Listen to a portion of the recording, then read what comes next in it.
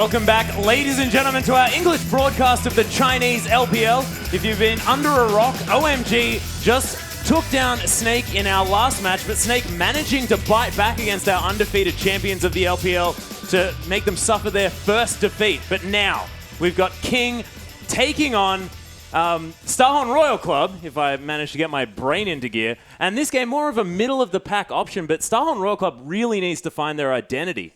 Absolutely, and identity is a very important word. I mean, we've talked about how Uzi, their shot caller, their hyper carry, they used to build up that puppy. They no longer have that option. They've let him go free. He joined OMG, and they've just been striving to find that identity. Of course, in the off-season, all the focus was on that Name pickup. Of course, Name was the AD carry of EDG in the previous time. They thought he would take up that mantle, be their new hyper carry. Still is not available to them. He's still not on the roster this weekend. Hopefully only a few weeks away. But in the meantime, they're kind of taking these games to really experiment with their identity as a team. Obviously, Insec is still growing into that shot caller role, taking over Uzi's mantle and trying to shot call from the jungle. Known for his aggressive plays, but his actual shot calling has been less than aggressive, and it's sometimes not so decisive, which is probably not that surprising given the language disparity between Insec and Zero and their teammates. Yeah, that's exactly right. The thing with Royal Club as well, though, is despite the fact that, you know, they may not necessarily have Name, that's affecting their ability to find this identity. Losing Uzi and not playing these sort of raise the puppy comps, as has been coined the term, and not having sort of this star hyper carry player, Name is not going to replace that particular role. And I think that they also need to just find exactly what they want to be doing as a whole with this team. I think Name's 2014 performance absolutely falls into what you're saying, in that he was on an EDG team where he was expected to play a bit safer. He wasn't looking to dominate lanes when playing with FCZF. He was just playing safe. They were playing for that late game and trading on their excellent late game team fighting. But if we actually roll back even further, so some of our viewers, of course, not going to be familiar with this, when he was on Positive Energy, Name, then known as Devil, was a lane-winning, turret-pushing, aggressive AD carry. He just changed his identity because that was what his team needed. The question for him when he comes back will be, can he be what this Starhorn Royal Club team needs?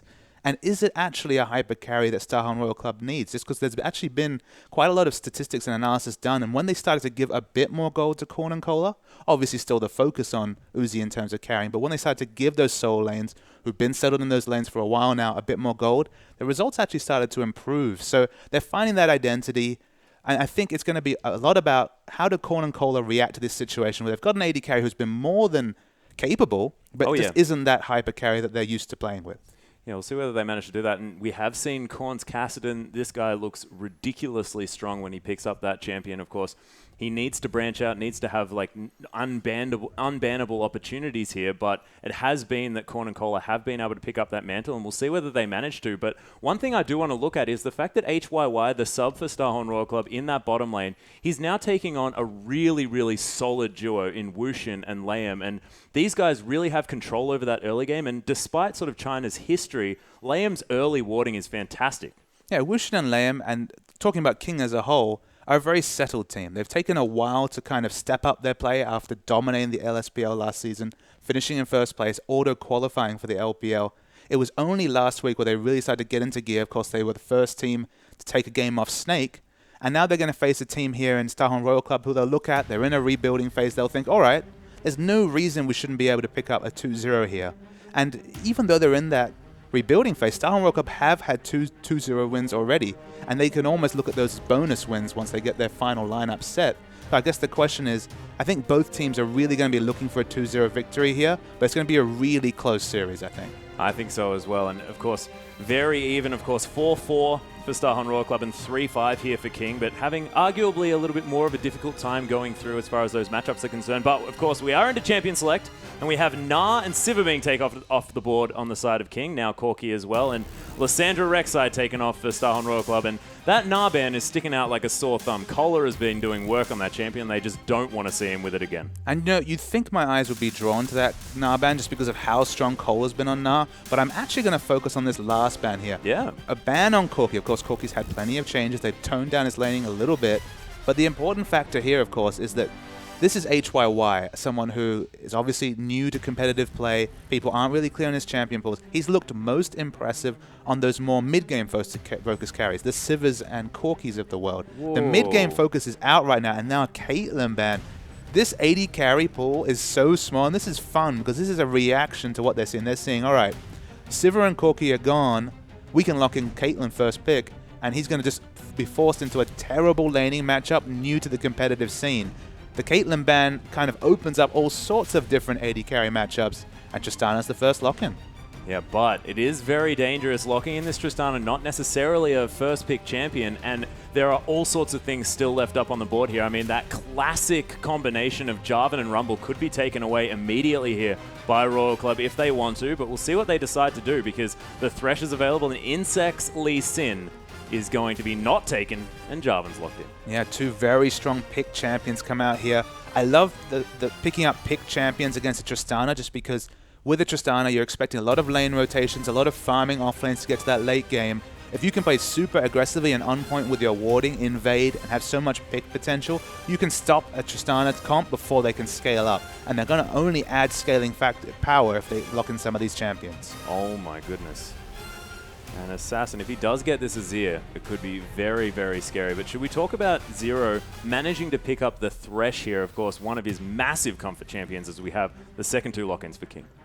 I guess the question to me is locking in Thresh over Janna. Obviously, Zero's Janna was what we focused on around Worlds time. Of course, that situation was playing with a hypercarry. He's not going to have a hypercarry with HYY right here. He's mousing over a couple of champions after we see that Azir locked in. We didn't even you mentioned this fact. So many adaptations in the ban phase, champions were going to fall through. Kassadin falling to, what, 4th rotation here? Unbelievable for LPL play this season. Yeah, we'll see whether that's going to work out here. Of course, Assassin locking in that Azir, really, really powerful, and it's looking like the game shaping up into the late game for King looks ridiculous. See whether they manage to make it work as Liam's going to hover over a few more champions. But HYY defaulting to that Ezreal, and we haven't necessarily seen him have to change up his picking style. Of course, that Corki always being available to him if he wants it. But this Ezreal, we'll see how he manages to play on it because we haven't seen very much from HYY at all. And that was the point of the King draft, was to force HYY, force that, at least theoretically, weaker AD carry onto an off-meta pick. It's moved on to Ezreal, champion who doesn't lane very well, of course can lane safely, but can't apply much pressure on lane, finds it hard to push lanes when they're pushed into him here. I guess to me, the game that King wants to play out is to push in this Ezreal and really go aggressively into Starhorn Royal Club's jungle, just because Ezreal doesn't have much tools to deal with a counter push.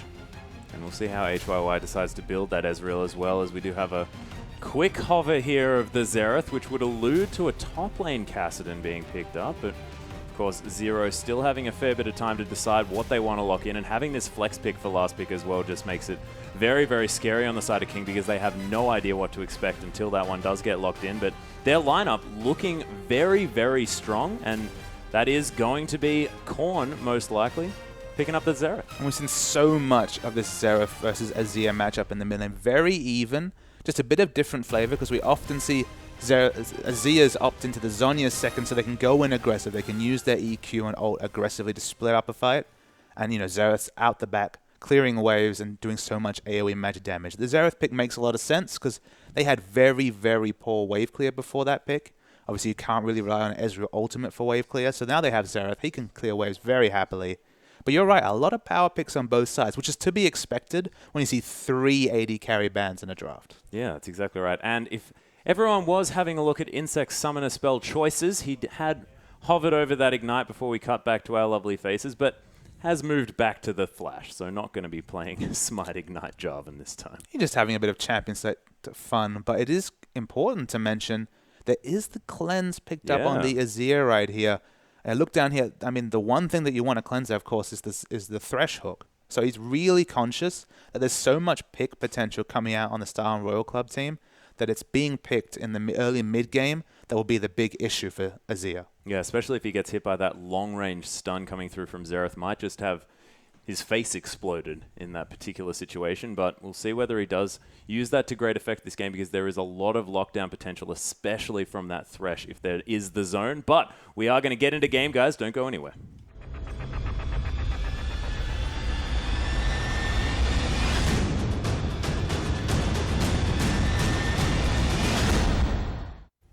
Welcome back, ladies and gentlemen. We are onto the Rift with King taking on the Starhorn Royal Club. King on our blue side and Royal Club on the red, and we'll see whether there's going to be any funny business as this game unfolds.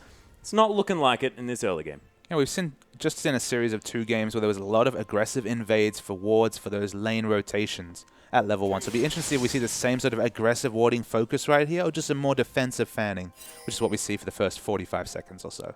Yeah, and our jungler is going to be trading blows there just a little bit. Nothing to really come from that one, though. And double AP taking on double AP here as well. So we could expect some early Aegises coming through. And this has been sort of the trend in China.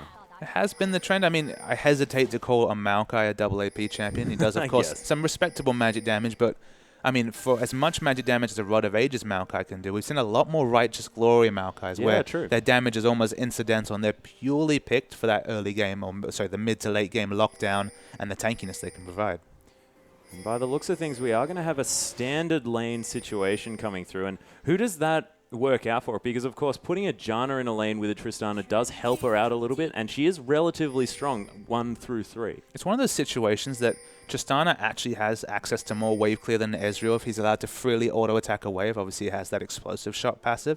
So for once, a Tristana Janna, a very traditionally weak lane, we actually saw it quite a bit in the previous series where it lanes very poorly 2v2, can actually do quite well 2v2 here, especially if they're able to pick up the early experience advantage and pick up that level 2. If they're able to freely push in, anytime Janna can get through a laning phase even or better, and Tristana especially as she starts to really scale up to that late game, you have to give the advantage to King if they can pull off that laning phase. See if they manage to as well. As MLXG going to take that red buff first, not opting to go for those Krugs. We are going to move off towards standard laning as Assassin aggressively pushing his way forward. Yes, indeed, aggressively pushing. I mean, the top lane matchup, I think it'll be the 2 most influential champions in a team fight, just because if Maokai can reach a certain tankiness threshold, I don't see how potentially a blue Ezreal will be able to bust through that tank. But if Maokai is preyed upon and Castellan can get big, there's so much mobility on this Starhorn Royal Club team aside from that Xerath, they can really do some explosive things in the team fight. They certainly can, and if Sky does manage to lock... Oh, as we have a massively aggressive rocket jump forward here by Wushin, causing HYY to flash out of the way.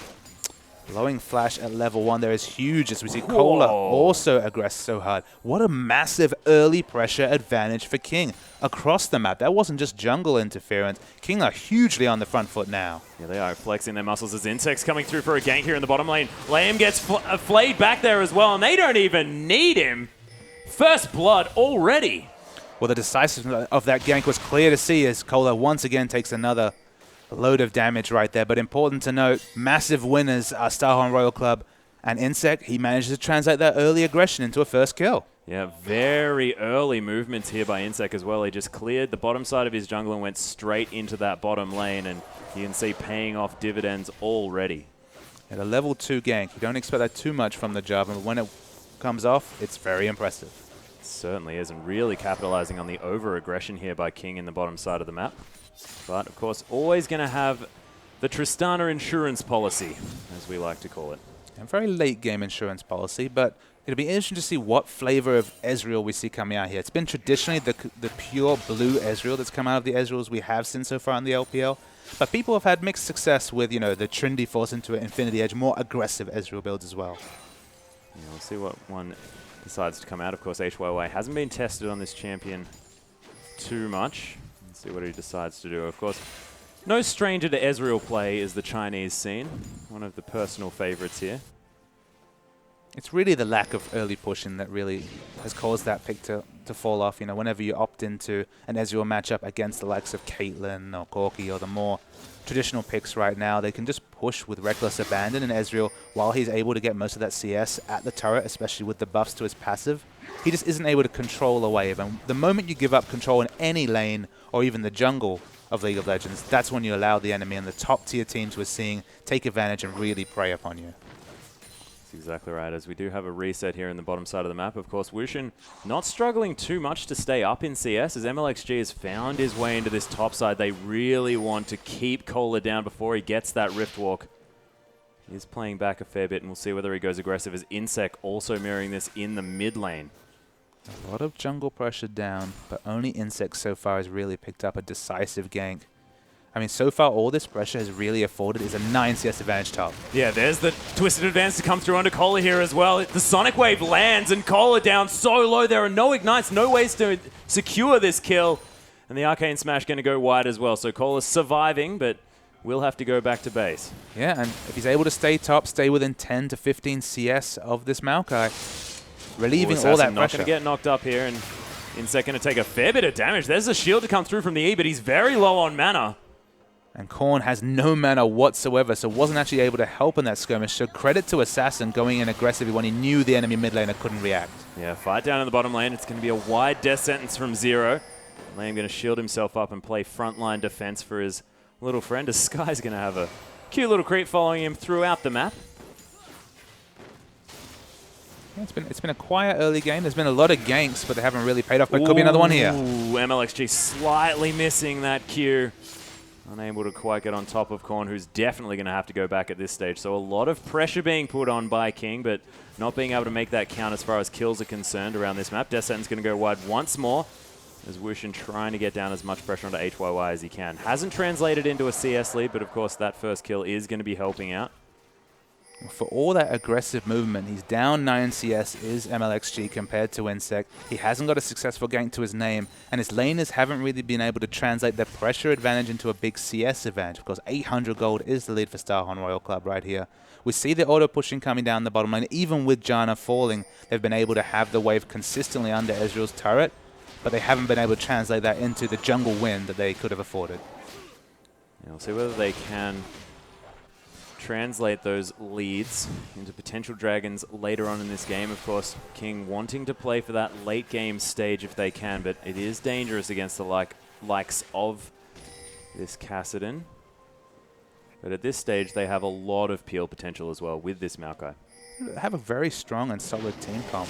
It's just whether they can really get to that late game point, whether they can get Tristana to the late game they're looking for. But there's much the same story on the Starhorn Royal Club team. Of course, they have an Ezreal who his power before those 2 items are completed, especially if it's blue Ezreal, the 1 item power spike on a blue Ezreal is really minimal.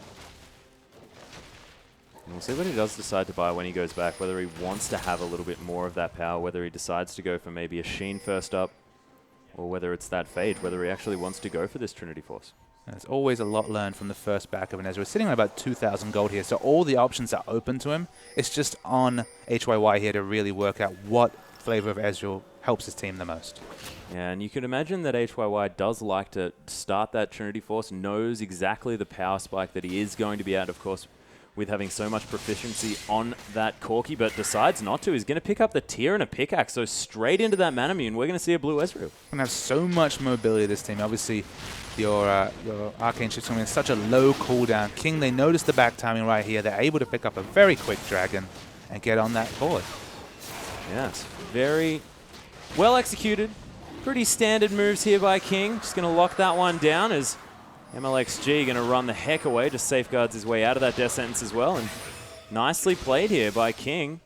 And capitalizing. And Kohler in the top lane here, despite all the pressure. He blew his flash early, had so many repeated ganks coming out to the top lane. He's actually up in CS right now is Kohler. Checking which ability is maxing. He's still maxing the Q, so he's looking for lane trading pressure. But I expect to see him quickly shift into maxing his E. And once he has some levels in the Force Pulse, we've seen just how big these top lane Kassadins, specifically Going, have been in the team fights. Oh, exactly right. As Wushin is going to get flayed back here as well as we check out what Insect's going to be warding. Zero taking a bit of damage there as well, but nothing to really come from this one in the bottom side of the map.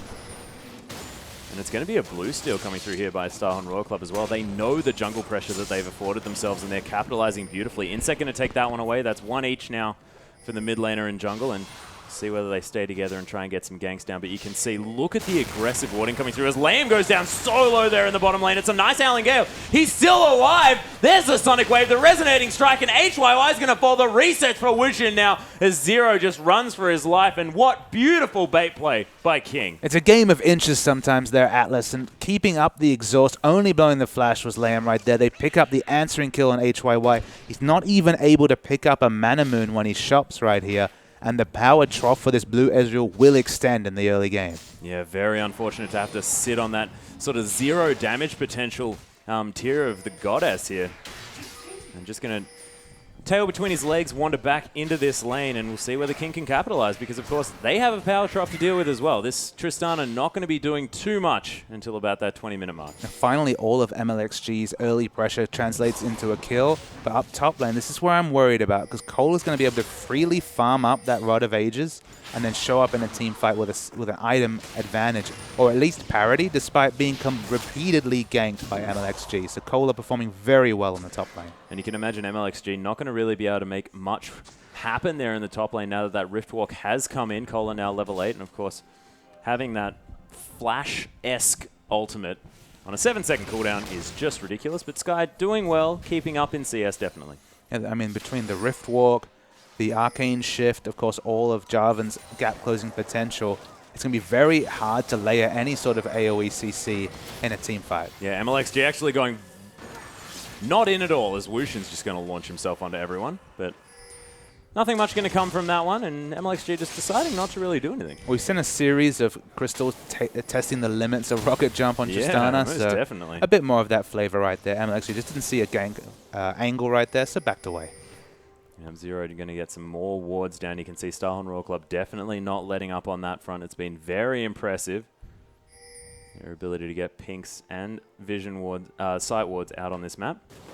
There's good defensive pinks coming down from King, but it's that importantly those dragon pinks right there, and of course the lane pinks towards the top end of the map that really has afforded Starhorn Royal Club a lot of options to be aggressive, despite the fact that in terms of map movement, it's definitely been MLXG who's been appearing in the lanes more often. And you can see King actually with a lot of aggressive wards to come through just now in this bottom side of the Royal Club jungle. And they're wanting to put some pressure, maybe make a move on this bottom lane turret. Yeah, we see 4 members, at least 3 members towards the bottom side right here. Azia's thinking about coming to join, but backs away. True shot barrage to come through.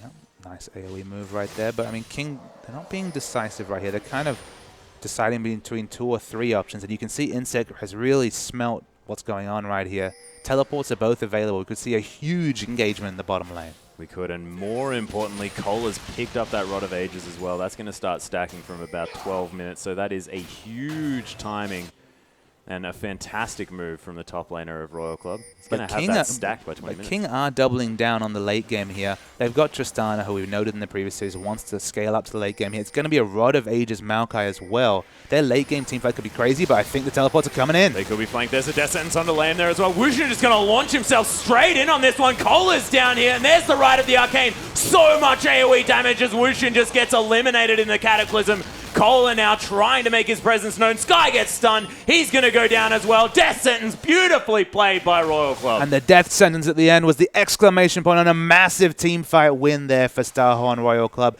And they were baiting so hard. You saw Insect sitting in the brush next to the bottom lane. They knew exactly what was coming, and their execution in that team fight was outstanding. Set the trap. We're going to jump into the replay right here. The teleports both come down. It's actually Maokai that gets there first, but it doesn't matter. You look at how much damage Cole is able to do, and the amount of damage on the Xerath ultimate right there, insane. Finishes off with another Q. Free hitting at the back is the Xerath right here, and the hook onto MLXG was wonderful. 4 kills. It's so hard to invade aggressively against a team with so much mobility, and they paid the price. Certainly did. Sheen now picked up by HYY. Has that Manamune stacking through. We'll see whether he can capitalize. That's 5 assists. 100% kill participation by this Ezreal, and it's really starting to scale through. But I think it's the Kassadin that we want to be talking about, because Cole are now 1-0 and 2. That Rod of Ages coming in first.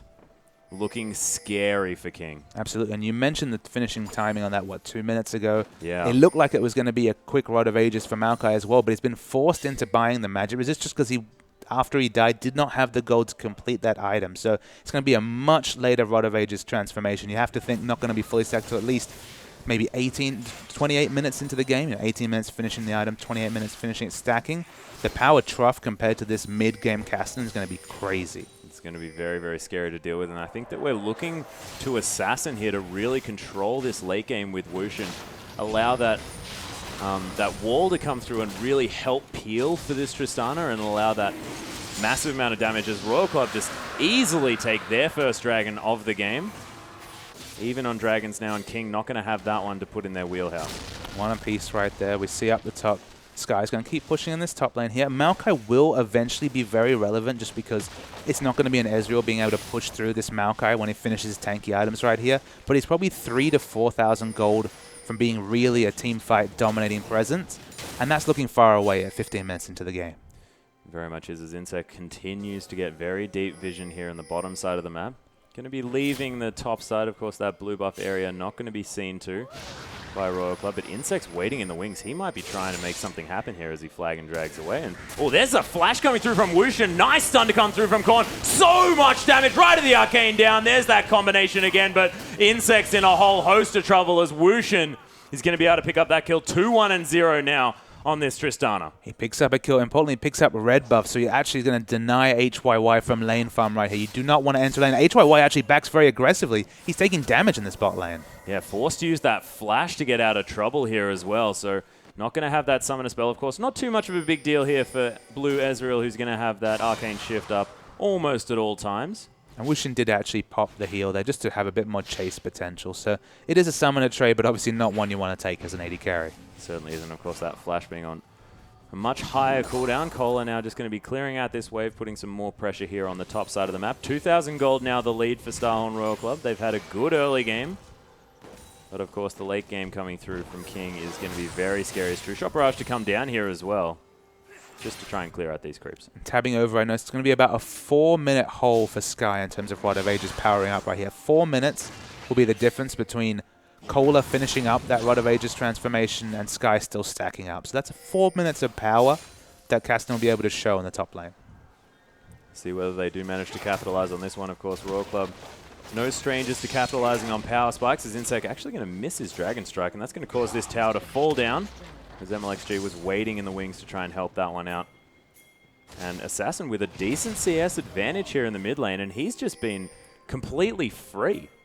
And it's what we've seen traditionally from this Azir versus Xerath matchup, is that whenever Assassin and specifically Azir can really get some of that poke down, it's so hard for Xerath to stay in the lane once he eats 2 or 3 autos from those soldiers. So he's had to back away right here.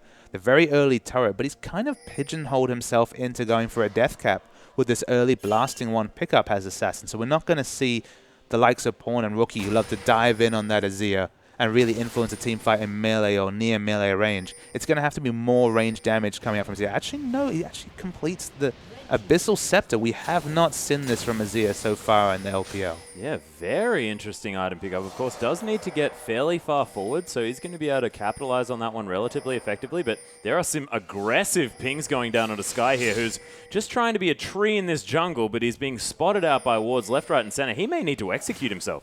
He's in a lot of trouble here. 4 members chasing him. He's probably too tanky to really go and try and kill himself. He's eventually going to have some goal, especially with all this mobility. Here comes the damage. Sky's going to fall down.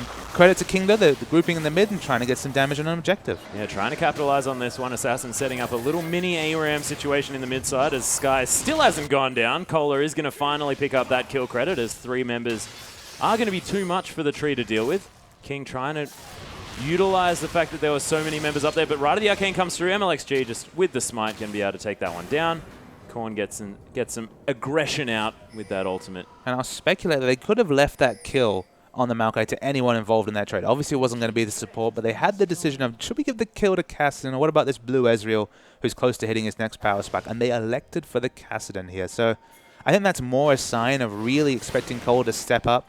Once again, he finds himself in a good position in the mid-game, but he's been struggling to change mid-game advantages into team fight impact in the late game. So look, 2-0-2 Kassadin right now. His Rod of Ages has been stacking up for a long time.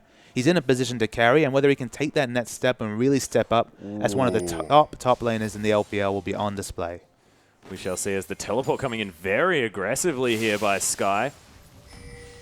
Not really going to find too much. Dragon not going to be available for another minute and a half, and Sky seems to sort of not be playing like his usual self here. Some of the teleports have been pretty questionable, I have to say. They haven't really afforded his team any sort of advantages. And now we have a situation where Kassadin, he's got some wave clear, he's got plenty of AP stacking, and he's got teleport advantage as well. Yeah, and Royal Club now setting up their vision around this Dragon area. That minute mark is going to signal to them that they really want to get this one done. Of course, King already having some forward vision. But with Royal Club all here, they are going to be able to clear this one out. Scuttlecrab going to go down here as well. HYY picks up that one. but Putting not going to be themselves- clearing out too much more. Yeah, they're just putting themselves in the best position to pick up the next dragon here. We have a look at the wards. Very nice defensive pinks coming down from King. Not quite the aggressive wards that Starholm Royal Club want right now, but I think they probably fancy a fight given their 5 kills up. But definitely the gold lead does not reflect the kills they picked up. Certainly doesn't. And look at the power spikes that have just come in. The Iceborne Gauntlet to come through from HYY and the Death Cap now onto Korn. Team fighting this team at this stage would be terrifying. Yeah, and I mentioned that the 1-item power spike for Ezreal is quite weak. It's the 2-item. It's once the Iceborne Gauntlet complements a damage item that poke really starts sticking, that poke really starts hurting, and Blue Ezreal gets really into overdrive with another big item purchase. Zero going to clear out these waves as Cola continues to put pressure here on this top side of the map, utilizing that teleport advantage that he got from that questionable teleport from Sky. He's going to be able to take that outer turret, the second for Starholm Royal Club. Now going to start off this dragon and then decide not to. Yeah, it's one of those situations where it's risky to start off. They're going to eat a bit more aggression. The wave is going to continue pushing in the top lane. But it's important to note that that turret actually only started to equalize the turret deficiency. It is 3-2 turrets up for King, and they've started the dragon. Yeah, King feeling the pressure here of the split push Kassadin. We'll see whether he does get it in. It is going to be the dragon taken here by Wushin of all people. Liam's going to get caught out. The Monsoon to come through. He's going to flash. Nice work trying to get out of those Rite of the Arcanes, but it's not going to be enough as everyone from King's backing away. Cola still trying to put on the pressure. Wushin comes in. There is a beautiful Emperor's Divide. Insect now taking so much damage. Wushin gets locked down. There's the death sentence as well. He's forced to flash out of that one. HYY picks up the kill, and that's the big carry down, as well as the support. Sky also getting caught by the death sentence. Zero is a monster on this champion. He gets stunned up here as well as Korn with so much damage. Zero, you deserve that kill, buddy. I'm happy you singled out Zero for praise right there because he's been razor sharp all game with those death sentences. We saw it in the previous fight towards the Starholm Royal Club blue side when he picked up that exit hook onto Maokai and ensured the kill right there. He picked up hook after hook. They got kill after kill, and they'll pick up an easy objective right here. But as you mentioned, Wushin did pick up the dragon, so they do lose one objective, and it's just an objective trade to complement the kill. So we go into the replay right here. They miss out on the dragon. The first hook comes in. It's Janna this time. We'll keep a tabs of the hooks coming because they're the big part of this fight. Of course, DPS down is Janna. They start chasing here. Cola goes in really aggressively, but doesn't appreciate how much magic resist Assassin has with that Abyssal pickup. Dies instantly right here. I thought Insect was going to fall as well, but the flash hook onto Wushin seals his fate. Death Sentence is a very real, literal thing when it comes to watching Zero play this champion. This is the third hook in a row, the third kill, and they take an objective from that. So 3 kills, 3 objectives, 3 death sentences. Yeah, beautifully played by Zero. And also getting a double flame there as well, just to add to it. Majestic. Yep. Utterly fantastic, and it's understandable why they call him Mad Life 2.0, I'm not going to lie. So we see, looking at Ezreal right here, he hasn't been able to keep up the kills, but plenty of assists. He's close to maybe the last Whisper, which is usually the sign that Blue Ezreal's ready to go. Blue Ezreal at 6 items definitely has much lower damage than a traditional AD carry, but he reaches those 6 items so fast because he has those much lower item costs. Doesn't have the Infinity Edge or the Trinity Force, those big 3,500 gold plus items to pick up.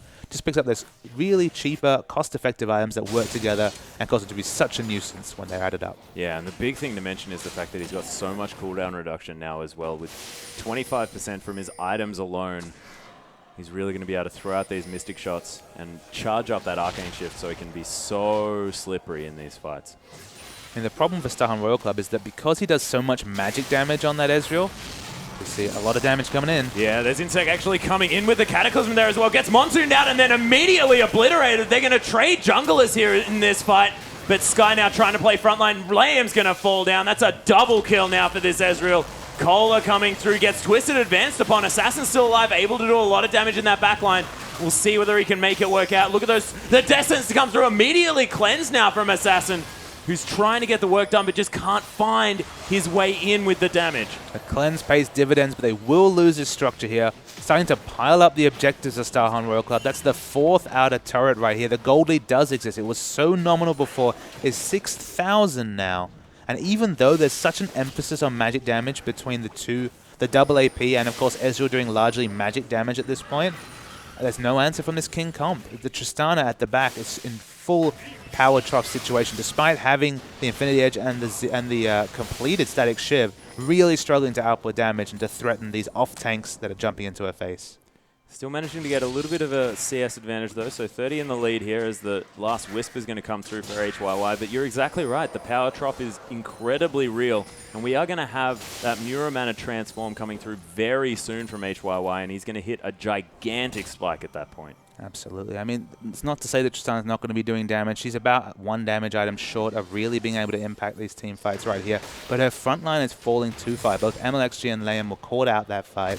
Tristana couldn't freely order. She's zoned by all the threats. I mean, Tristana has to move away when either Cassidy and Rift walks towards her. Insect Plus is going to use all his CC to get on her. And there's so much mobility on Ezreal. He's free to use his escape both offensively and defensively here. And Tristana just never gets the free orders she's looking for.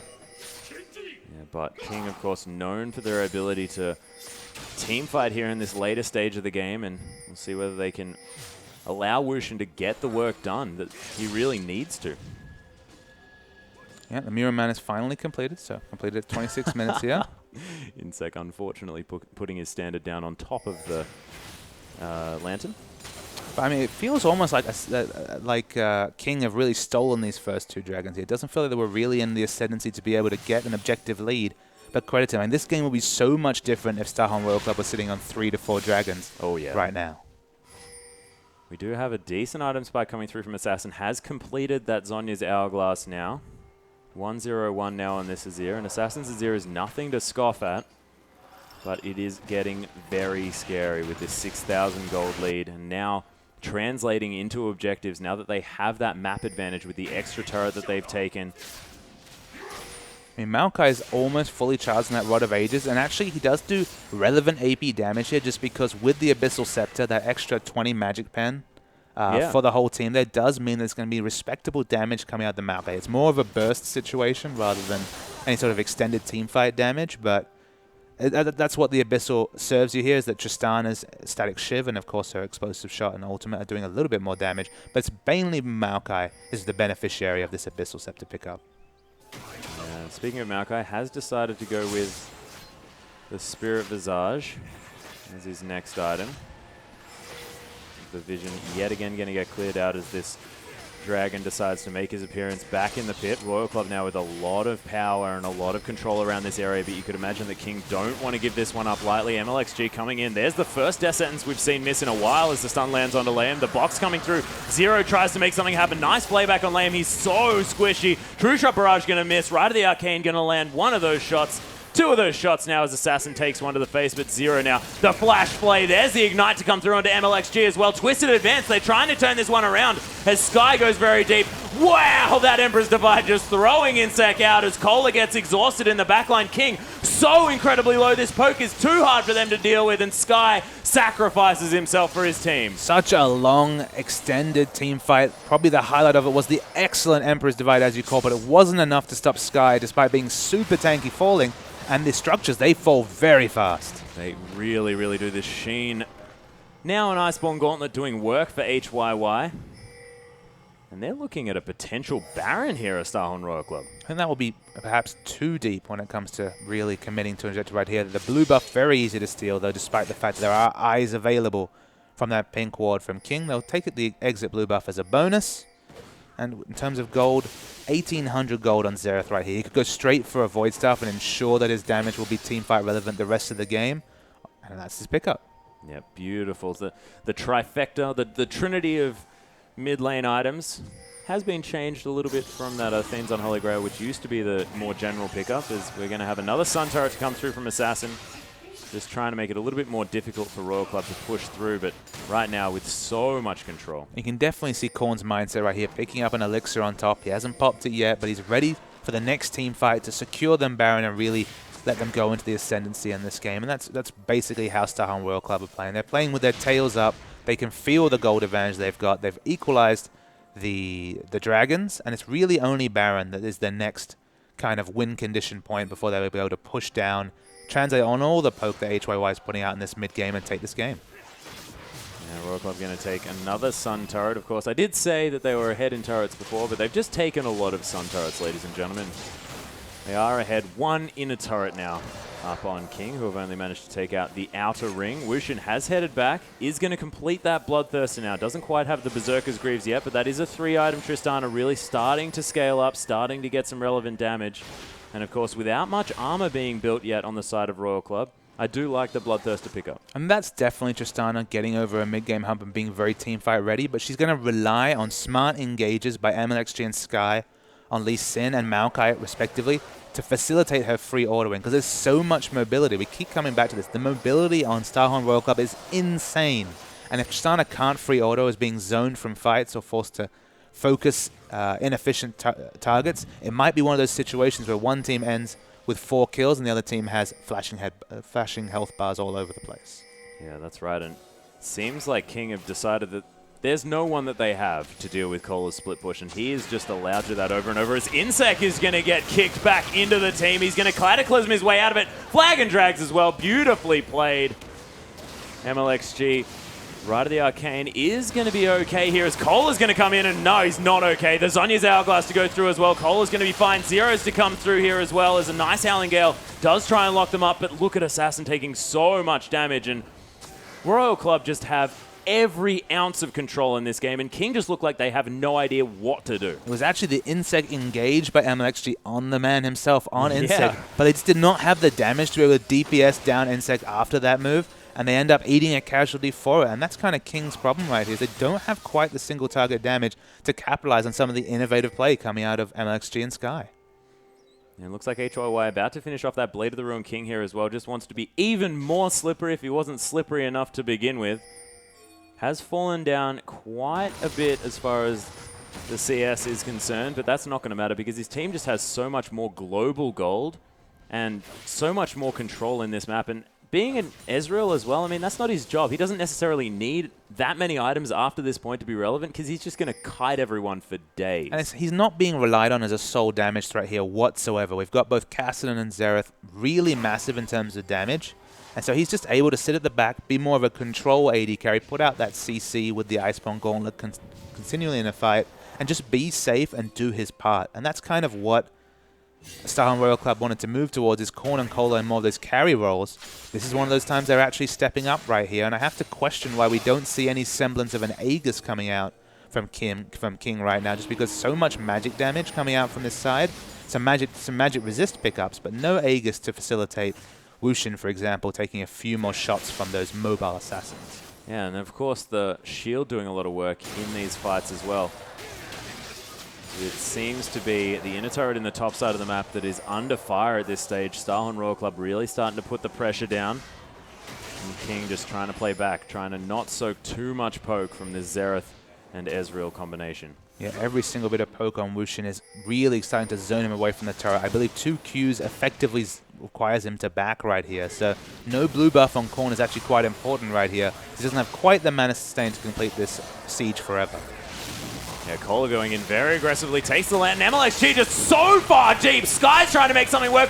Korn's down so low, does finally go down to Sky. Insect's going to fall down as well. Wushin getting the resets. Empress Divide yet again. King, this is a ridiculous team fight.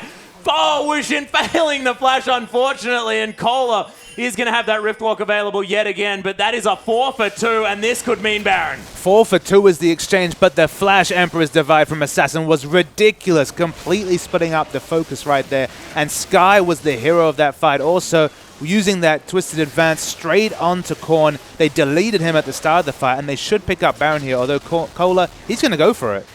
Yeah, Wushin, they don't have a ward. Oh, he jumps over, he steals the Baron! Cola with that hero play! That was unbelievable. They recognized that Kassadin was probably there. Rift walked over just at the same time as the rocket jump was completed. A heartbreaking exchange if you're a King fan. Wushin will be left scratching his head because the Baron's been stolen. Very disappointing. We'll see which members of Royal Club actually manage to pick up that buff in a moment. Not on Insect, so I believe that that might mean that not too many members actually have that Baron buff. Oh, it doesn't look like any members actually picked it up, but the fighting continues. Yeah, Wushin actually being caught out here. True Shot Barrage to come through. The heal was not enough. He's going to fall down to Korn, and Liam forced a flash out of that one. MLXG now finds himself running to the wrong base. This is going to be the second game, buddy. That's when you want to be going that direction. Royal Club easily able to pick up that kill. It's going to be 0 taking that as the Dragon going to go down yet again here for Royal. That's the all-important third Dragon too. It's not enough to have Riftwalks. It's not enough to have Arcane Shifts, but to have 5% more move speed as well. I don't see how Wushin's ever going to be in a position to free auto because the amount of CC and assassination coming out from Star and Royal Club is insane. And I wonder whether King going to be upset about the fact that they lost out on that Baron, or whether they're actually pleased with themselves for having a really good team fight beforehand and knowing that they can make things work if they get the right engages. Well, we come back to the fact that King is a settled lineup right here. They've been together for quite a while right now. You would hope that they can focus on the positives, which was an excellent engage from Maokai, picking out Korn as the immobile Xerath target they want in a team fight, and not focus on what was a bit of a crapshoot around Baron. Yeah. The Baron could have gone to anyone in that situation. It was just a really unfortunate series of events that led to Kassadin really being in a position to contest for it. And right now, they're definitely not out of the game. 9,000 gold doesn't really feel like the lead for Star and Royal Club right here. But if Star and Royal Club get the engage they want, and Xerath especially managed to stay at the back of the fight and pump out damage, there's no doubt he goes back with a nice 1,600 gold right now. Oh my goodness, 100 away from that Rabadon. If Korn is freely doing damage in these fights, it's going to be insane for Star and Royal Club. It's very, very scary. Sky now trying to clear out this top side of the map. And you could imagine Kola probably going to answer that one with his Kassadin split pusher, which has been working out so well for Royal Club. 6-2 and 5 now on that guy. I mean, it's not just the 6-2 and 5. Look at the gold lead advantage. I mean, not just sheer gold, but 100 CS simply is the advantage of Kassadin over Maokai. Oh, yeah. That's already ridiculous. Then you tab over the gold. It's basically 3,500 gold. A completed Rabadons, for example, would be the advantage that Kassadin has over the Maokai. Maokai is very team fight ready. He's very tanky, but I mean, all those defensive items against what Kassadin's packing, it's just not going to be enough. And what do you think about the Frozen Heart pickup here for Sky? I mean, it's got fantastic cooldown reduction. He's going to put him very near to that 40% without a blue buff. I mean, you look down this Star and Royal Club team, there's not really true auto attackers that are going to do damage. And you can discount Jarvan. Ezreal is going to do auto attacks, but he's not an auto attack based AD carry like most of the other ones where you pick up Frozen Heart. Kassadin, I guess, is relevant here just because he's going to be taking incidental magic damage and has that passive. MLXG's in trouble. Death sentence from MLXG, but we do have the tree twisting advance into the backline. Wushin going to aggressively jump forward. Does get the reset, but he's going to die for it. Kola picks up that kill, and King now in disarray, forced to get the heck out. There, it's a nice ultimate to come through. Going to find Assassin with 3 bolts, but he's going to survive. And King, as soon as they lose that carry, they lose all control, and Royal Club can now push despite it being an even trade. Well, they rely so much on Tristana and Azir's damage right that the moment he falls, King kind of fall apart. But you look at Star and Royal Club here, the true damage threats at this point by far are Kola and Korn. They're pushing down all the targets. Another one goes down, the pick starting. Yeah, there's the cleanse to be used by Assassin when he gets death sentences, but they try to save this turret. Insect going down incredibly low. Kola gets exhausted here as well. And look at these soldiers doing so much work. Korn, he's going to be in the wrong position. That Zhonya's Hourglass not quite going to keep him alive as Emperor's Divide comes through. Very interesting use of that ultimate, but Assassin, they just wanted to secure that kill as he's going to E aggressively forward here as well, but I think that Lantern is going to spell the escape here for Royal Club. The Dark Passage was down, so it's actually quite smart to just guarantee a kill there with that Emperor's Divide. Probably won't need it for the next 60 odd seconds it's on cooldown. Securing a kill, important. It certainly is. Assassin is going to get assassinated by Kola. The amount of burst damage from a top lane Kassadin is disgusting when you're able to get those auto attacks off. It didn't matter that he had the magic resist there from the Abyssal Scepter. He was dead. He most certainly was. Wushin now has completed that last Whisper, so this is a 4 damage item Tristana. This is the late game that they really want to get to. This inner turret is going to fall down. Wushin with some decisive play, playing very far forward as Insect wants to come and make something happen here. He has his team on his back, but not going to quite manage to get this one to work. MLXG going to steal away those Raptors. It's so fun to compare. It's so fun to compare the late game Maokai with the late game Kassadin. Obviously, Kassadin has the really flashy plays with the impressive burst damage, but Sky is doing a lot of work in these team fights just because if he can ever get the Twisted Advance onto Korn, Korn is kind of stuck in no man's land. He's a bit of a sheep, just not really being able to do much. And the amount of cooldown reduction from that Frozen Heart, although the passive isn't that useful, the stats it's providing have proved really important in a team fight right here. So even with the gold deficit, Sky is trying to dictate these fights as much as possible. And of course, Assassin and Wushin, both champions auto-attacking for their damage and doing massive damage in a long team fight. They certainly are. Their consistent DPS is definitely what is going to help King throughout this one. But if they lose these carries, as we saw in the last fight, it could be very, very scary. So Wushin may need to hold on to that rocket jump for just a little bit longer. It's all about target selection for Star and Royal Club. They have so much burst that if it can burst down a frontliner, whether it's probably going to be MLXG, just given how tanky Sky is, they can definitely translate that into a team fight win. But as you say, the consistent DPS, Wushin and Assassin auto-attacking from the back, you've got to give a fight to King even when you're 10k gold behind. Yeah, King's setting up a siege here as well. They're going to put a sun turret in the way and then head down to potentially pick up this dragon, which is going to be available in 15 seconds. Seems like Star and Royal Club, though, have their eyes on a potential Baron here as a trade, and I think that they may win out on that one. Yeah, the only time we've seen a dragon for Baron trade work in the advantage was when OMG traded a fifth Baron. A fifth dragon for a Baron. You definitely don't want to trade a third dragon for a Baron. Certainly do not, as we are going to have the blue buff steal going over to Korn in incredibly quick fashion. And King sort of don't know what to do. They're stuck between a rock and a hard place here just a little bit because that dragon, they do want to take it, but they don't want to leave Royal Club able to just freely take the Baron. Yeah, well, we see the pings onto both objectives. They've committed to the dragon right here, and you have to think they're going to have to make evasive maneuvers and rush towards this Baron. And he kept his smite MLXG. It's a very good idea as the Scrying Orb's going to come through. Scrying Orb worth 1 million gold right there. Yeah. Not going to be able to get a ward down against all the pick power of the Star and Royal Club team. They have position on Star and Royal Club. They're going to push aggressively down. How much damage can they do to this turret? We see the Zerathol coming in for zoning. Yeah, Wushin going to take a fair bit of damage. It's only going to get rid of that shield, but look at this beautiful rotational play. A Monsoon to come out from lane. He's going to flash as well. Empress Divide not going to get Insect out of this one as Cola's right in as well. It's a nice Zonya's Hourglass to help try and keep Assassin alive, but not for long. Wushin gets death sentenced as well. Of course, that's what's going to happen because Zero is a god and King are just getting destroyed. What a beautiful fight from Royal Club. The target selection was wonderful there from Star and Royal Club. They focused the appropriate targets. We actually see the teleport coming from Cola right here. He's trying to push in. I think they're going to go for the game win right here. They could obviously pick up a Baron and reset lanes, but they're trying to finish it. Yeah, 30 seconds is the shortest death timer here for MLXG, and this inhibitor turret going to be falling down very, very fast as Cola just putting to work that W.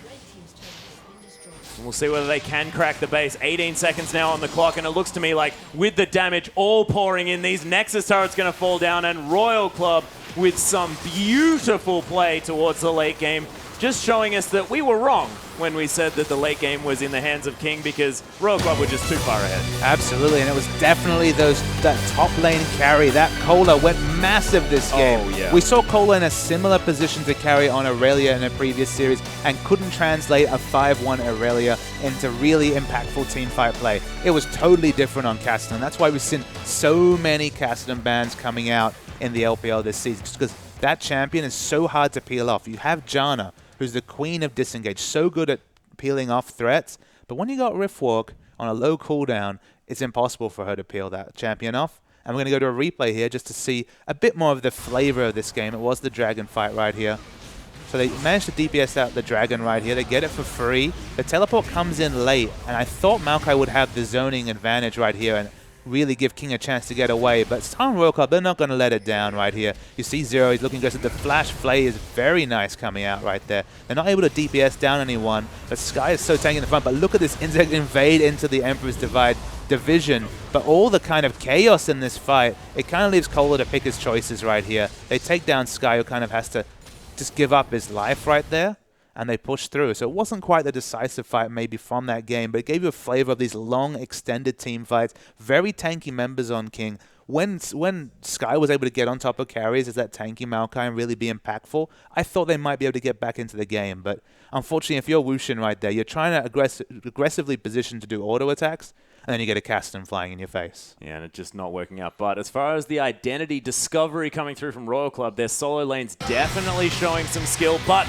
we are going to have Game 2 coming up very quickly for you guys, and we'll see whether King can bounce back.